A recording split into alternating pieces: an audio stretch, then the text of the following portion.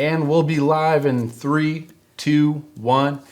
Hey guys, welcome to the Small Business Spotlight. I am Jameson with James Donoho Photography. And in this video, I have a really special guest that I'm super excited to have on today.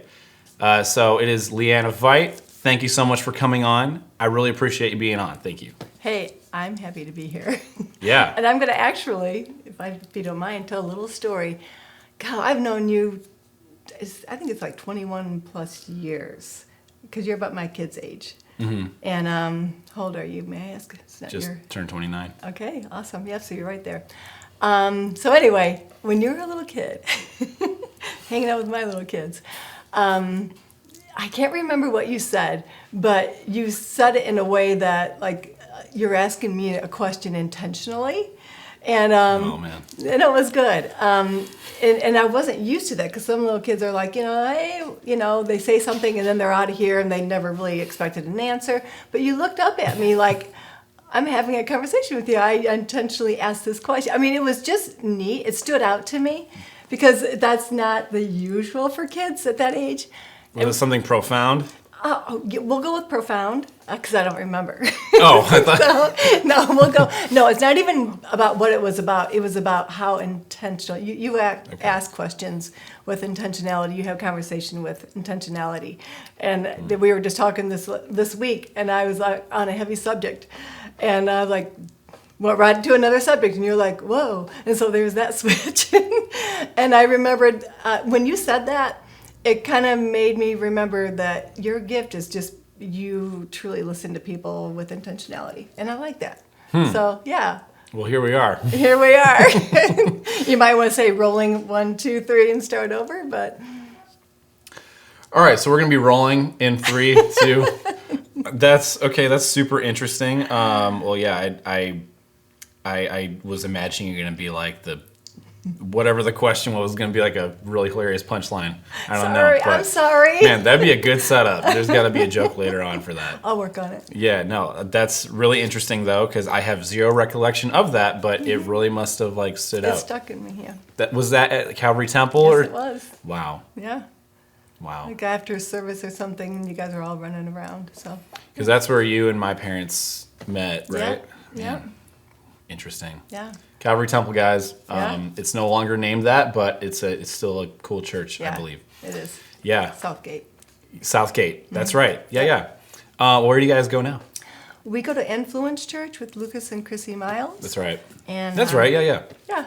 So, man, it's it's hopping and just amazing things are happening. Okay. And the first time we went there, they were renting this place out, and it was okay.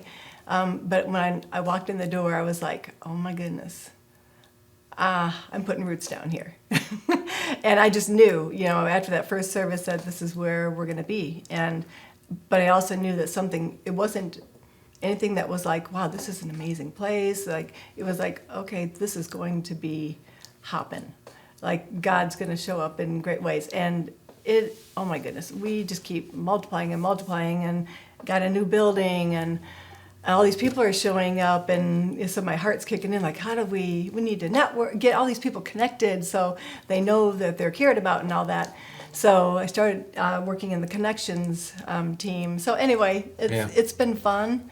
It's been amazing, and I think it's just the beginning, honestly. Okay. Yeah, there's a lot of hurt out there, and I actually got saved when I was a flight attendant. I was living in Chicago, and kind of living like a heathen. One week, get saved on a Sunday, and I go back, I'm like totally changed. So last week I'm inviting everybody, hey, let's go to the bars, let's go have some fun. Now it's like, okay, we're going to the bars, but then we're going to go to church first, though, so we're going to meet at this address, so meet me here, Yep, we're going to get saved, and then we're going to get sloshed. Slosh for God. That was good. So anyway, yeah. Okay, I had no idea about that. I didn't know the backstory on that, so that's very cool. That's your, when you got saved. What was that like? Was that like early '90s or what was the time frame there? That would have been in '87. And the verse that, like, I was just total outgoing. I used to have a talk show on because I used to be a female bodybuilder. So so I'm used to all that kind of thing, and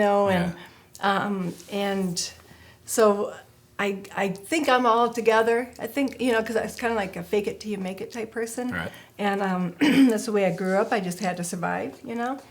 And that's really what I was doing, was surviving. So I go to this church, I get saved, and it was the verse, Matthew 11:28, "Come unto me, all who are weary and heavy laden, and I will give you rest. Take my yoke upon you, for my burden is easy and light." And so that verse in my life has been amazing. I didn't realize that I was heavy laden, and I just started bawling. Like, wow, I think I could have been a hair away from suicide, thinking that I had it all together. And that's pretty crazy. Revelation, but my family kind of all saw it. Yeah, so anyway, so now when I'm at Influence and people are walking through the door, I'm like, man, who knows what's going on in this person's life? I want to find out. I want to get them connected. I want to see what their needs are. Yeah. Okay. Yeah. Yeah, I know there's a few things that I feel like we have kind of intertwining on like the different subjects that I actually wanted to like bring up. But I know, for one, you said you used to be in photography, and now you kind of said you're making your switch back where you feel like there's a part of photography you want to kind of be involved in again. Is that right? Yes, correct. Okay. Well, yeah, I mean, I wanted to, ask you a little bit about that, and I also wanted to talk about, I know we say didn't want to dive too far into it, but I know we kind of wanted to touch just lightly on, a little bit of Vite greenhouses. Yeah. And, a few things with that, including, a few years ago during like COVID, when all of that was happening, we actually ended up working together on a few projects. And it was a very interesting time for you guys. So I wanted to touch on that and just kind of get your opinion on what all of that was like. Yeah, absolutely. So the whole mask thing in a greenhouse is not a good idea. Yeah. But that's when you came in and did the commercial, remember, we were like, should we film it with mask and then film it without?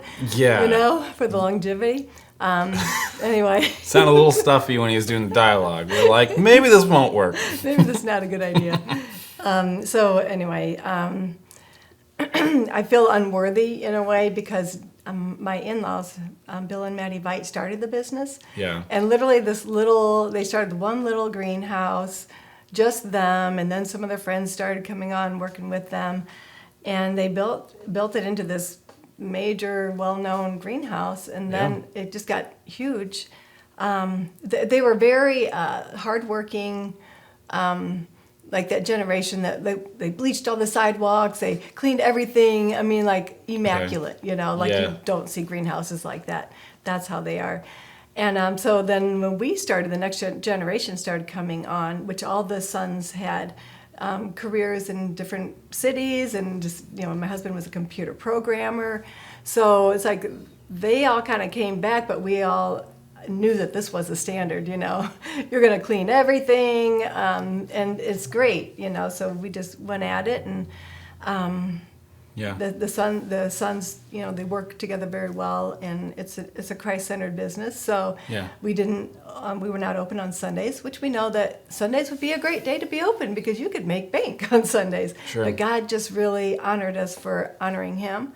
And that was really cool. So, and now we're kind of getting closer to the end of our generation, and some of the younger ones are coming on, and seeing who's going to rise up and take up leadership and possibly take it on the next run. So, it's an amazing place. It's just very, people love it there. It's just one of those things that you need green after wintertime, and totally. Yeah. Yeah, I remember even like several years before we ever did any like video productions there or anything. I just remember like going into it. It was I don't think I necessarily know of like another greenhouse that has as much of an organized feel or has the atmosphere is very welcoming at you guys' greenhouse. So it's always nice going through there.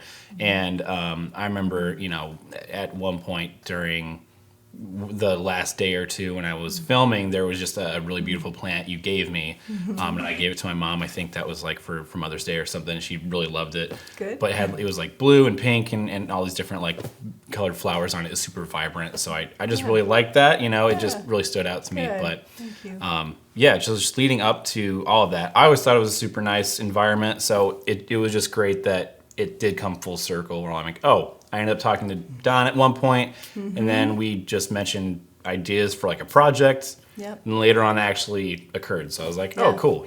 That's nice. Well, interestingly enough, I just watched your work, and I love your work, and especially the videos. Like, I think I might have gone on YouTube and watched all your interviews and everything that you've done with other companies. And so I'm like, hey, hon, we need to look at Jamison for our next job here. So, because we do it every year. So, and so, yeah, that's kind of like, I guess what I like, because we've used older people and, well-established companies, seeing the new generation coming up, we have to cater to the next generation, because the stuff that we used to be doing is kind of dying. That generation is, it's Sure. it's dying. I don't want to say that, but anyway. They're retiring. They're retiring. Yeah. Yeah. No death. Yeah. So anyway, so seeing your work and it just gave us a whole different, fresh appeal, I think, and a very good way of reaching the generation that we need to reach. So, Okay. Yeah, so it was fun. Yeah.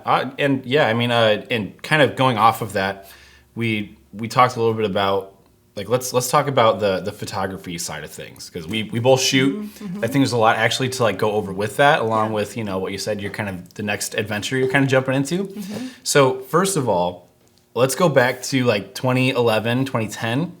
I would see, I wasn't very familiar with like Leanna Vite's photography, but I know there was like photos I would see of your work by other seniors and stuff, and I thought that was really cool. I didn't know anything about it. I was just getting into photography at the time. Yep. And around 2011, I got my first camera, but I would see your work all the time. And that was actually like a really big, how do I put this? It was just a goal I saw of like, that's really cool. I like the quality of her work. It's super clean.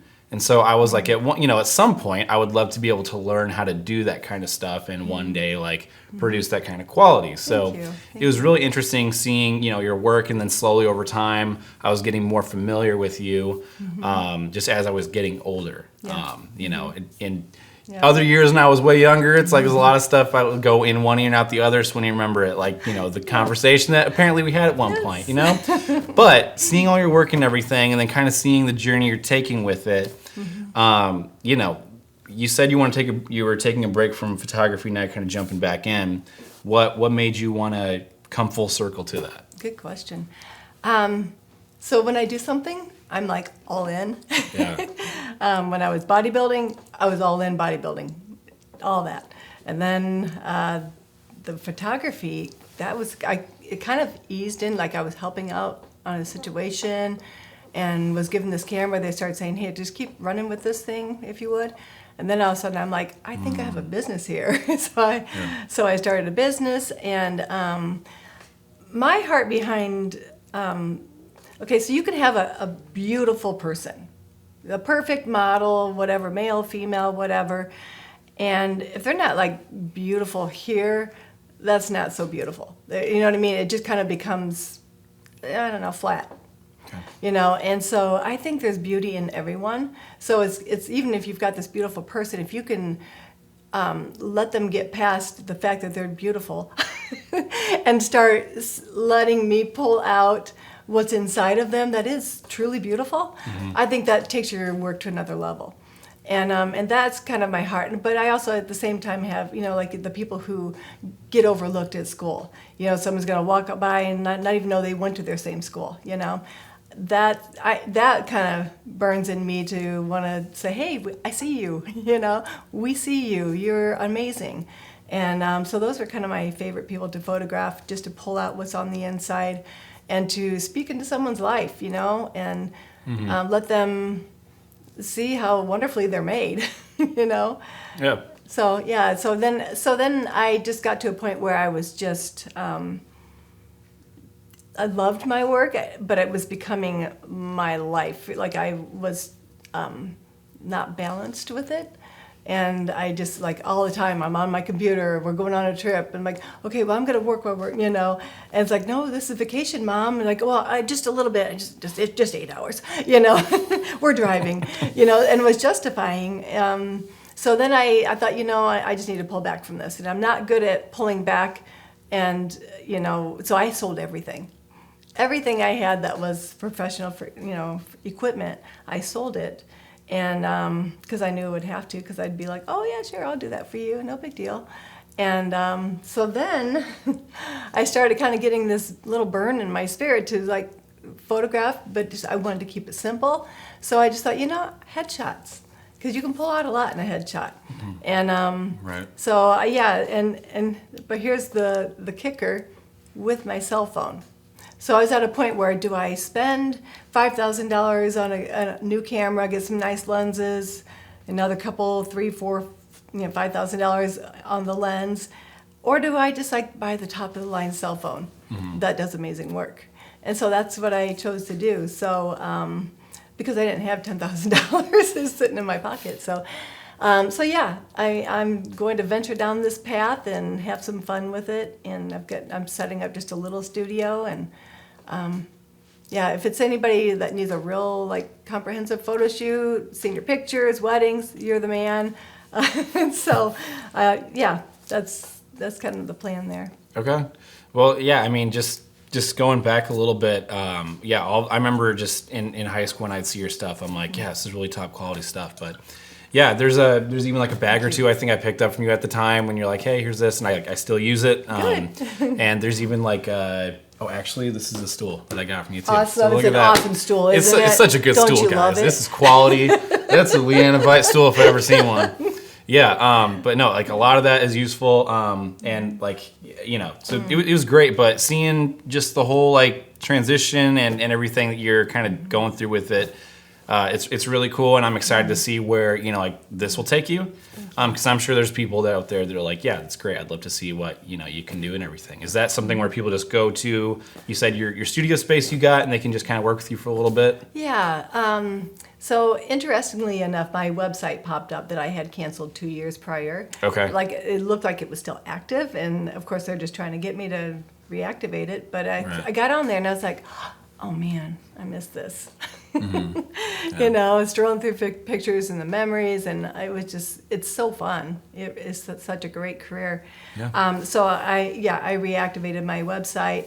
When I'm ready, I think I'll just start posting some pictures on Facebook and let that take its run. Yeah. And it's not something I'm going after, but if it comes after me, I'll throw it out there, and if it comes to me, I'll say, thanks, God, okay. Yeah. You know, but it's not like a new career that I'm going after. Right, you know, you consider it like just if it works, cool. Yeah, but see, that's what I said with my other one too. I'm not going to advertise, and I didn't. I never advertise other than putting, you know, Facebook posts up.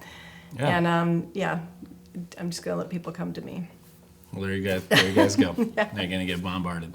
That's right. Yeah. Well, okay, and I don't think we talked about this aspect of it too much, but I know recently we had a phone conversation about this, and I know you were mentioning at one point that it felt like it was God inspired, or you know that was playing a significant role in it for you. Is that correct? Yeah, definitely. I guess when I look at what's going on in the world now, it breaks my heart.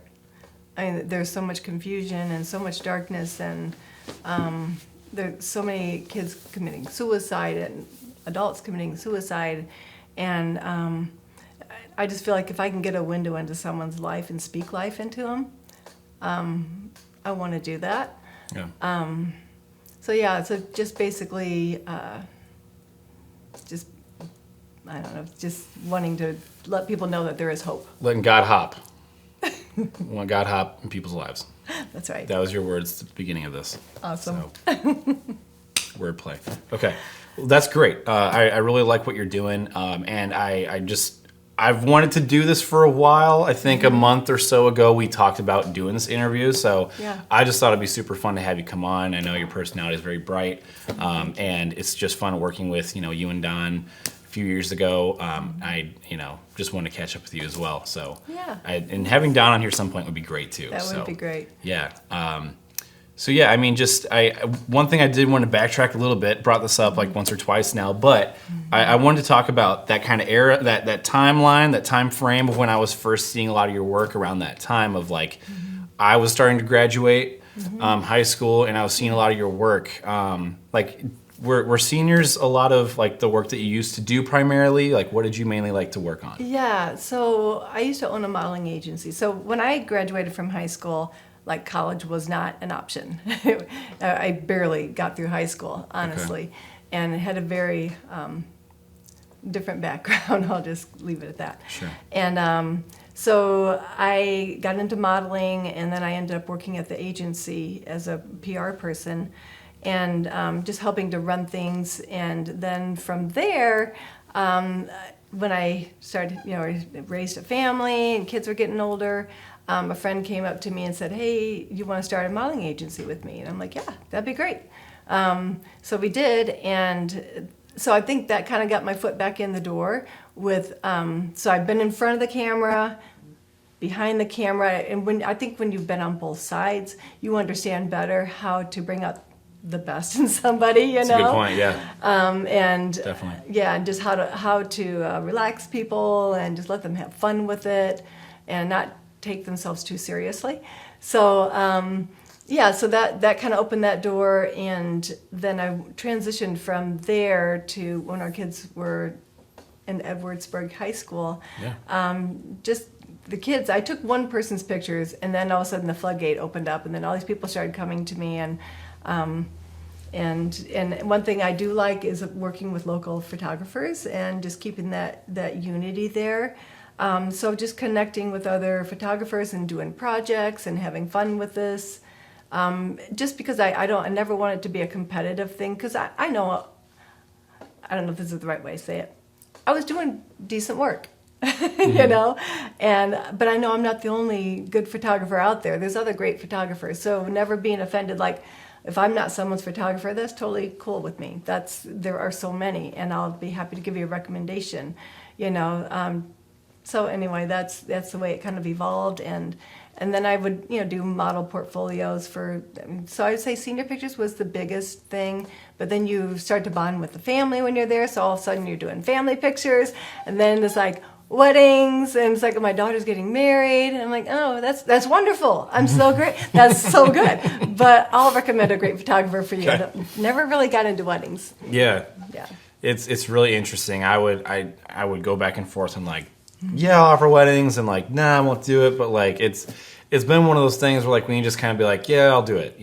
That's when you start noticing like suddenly a lot of people start getting into your inbox of like, can you shoot this wedding? It's like, yes, whatever, sure, Yeah.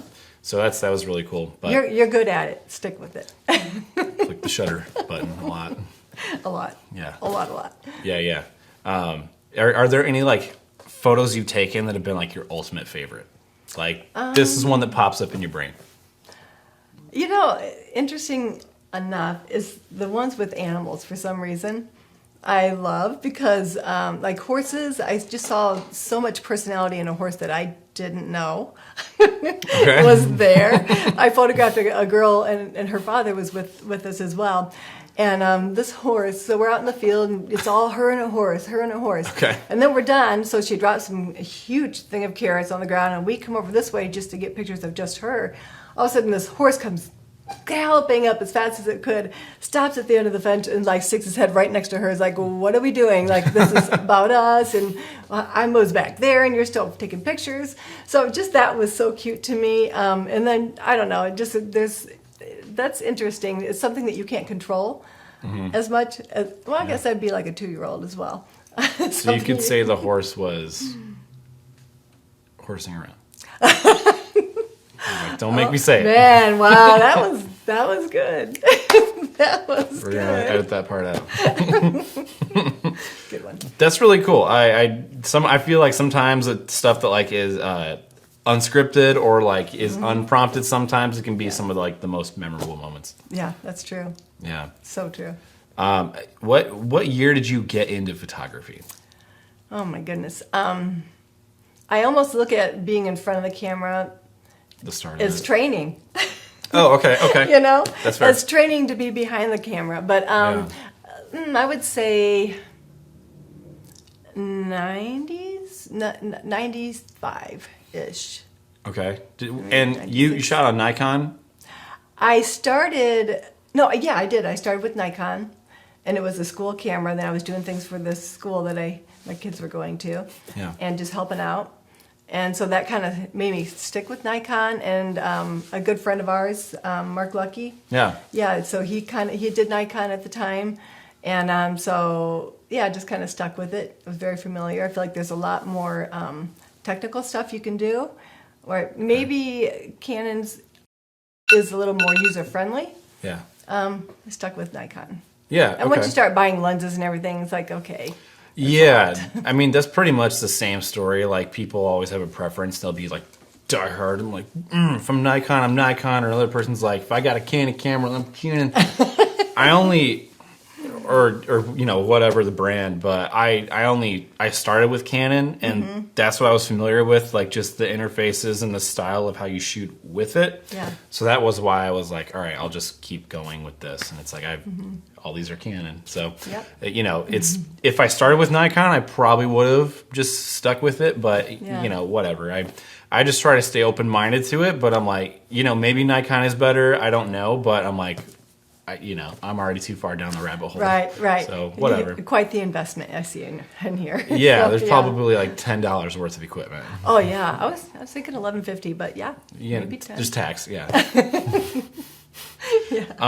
Okay, so I mean that's pretty much like a lot of what I was like curious to ask about, kind of find out about. So, is there anything else just while we're here that you feel like would be cool or fun to throw in as well? Well, I don't know. This is kind of way off the subject here. But I'm loving your work with the bodybuilding and all that, and seeing you jump in and you're getting pretty jacked up. I guess you have to be to carry around some of these cameras, right? Oh yeah, you got to carry all of them at once. You got to. That. Yeah, you got to carry them on this side, and this side. Yeah. But and just health, all that kind of thing is I love that kind of stuff. So, and that's also just another. Yeah. When were you doing bodybuilding? Because like in the back of my head, I was like, yeah, there was something that you were doing. But then when you're telling me in person, I was like, when exactly were you doing that? Because like I knew there was something, I just didn't know like when. Yeah.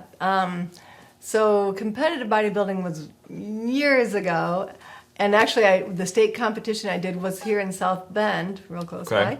I living in Indianapolis at the time, so so that was, oh my goodness, I did think of a date, maybe 83, 45, 6. I'm not good with dates. Something like that. And nutrition as well. Did you be honest? Did you use the juice? I didn't. That's a good question, because I was this close to doing it. Oh my God. I was working at Gold's Gym. I know. Your voice would be like 3 octaves deep right now if you did. You'd be like, I'd never done that in my life. I'll do have to shave though. You'd have like a full beard. Yeah. Like, I've never done that. What are you talking about? Yeah. Oh my goodness. Man. I was close to doing it, and I'm so thankful that I didn't. Okay, so like the year that I won, I was a runner-up Miss Indiana for bodybuilding. Yeah. Was the last year that I could have even touched last place. Okay. Because the year after that, and that was the year I was contemplating, should I do juice? No. I mean, what? Yeah. Like orange juice, apple juice, grape. There's so many to choose from. I know. So, and I'm so thankful that I didn't. And then the whole sport changed, and which kind of really loses the value of working out hard. I mean, when you're getting pretty jacked up as a female, because, taking more drugs than someone else. Like, how shredded did you end up getting for like one of those shows? Because I have been like this close to being like, I want to try a show just to push myself. Yeah. To be like, okay, cool. Like I've gotten like pretty in shape, but I've never gotten like 100% there. Yeah. By my standards. So I've been like, I have been so close this year of like, I just want to book some show 6 months out and then see what I can do. So like, How crazy lean did you get? For a male, you can go down, I think, to like 3% body fat on the day of the competition. Okay? So like you're basically dead. Pretty much. Pretty much. Okay. For a female, and things could have changed since, it's been many years ago, but I think 9-10% body fat is really lean for a female. And that's after you, the last week is just such a science of taking out. Yeah. Yeah, you're just strictly protein, and then no fats, nothing comes near you that's not, on that. You have to breathe a certain amount of air every day too. Like, right, you gotta track right. everything. Yeah. And then you carb up the night before. Then you're all popping the veins and all that. Yeah. So yeah, I think you should do it totally.